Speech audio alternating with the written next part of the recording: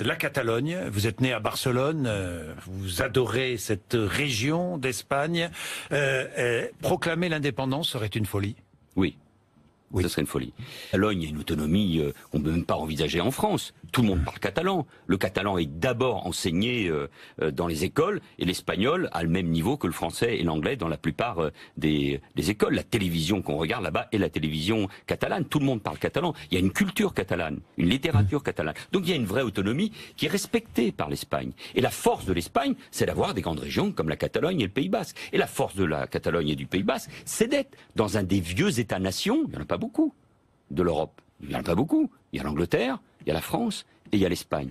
Et défaire l'Espagne, c'est-à-dire un État-nation, et moi je parle pas comme... c'est défaire l'Europe. Je ne parle pas comme fils de Catalan, je ne parle pas comme celui qui est né à Barcelone et qui aime en effet cette région, parce que je pense que je peux être profondément français et être fier de mes origines et de ma diversité, et de cette diversité. Mais c'est défaire l'Europe.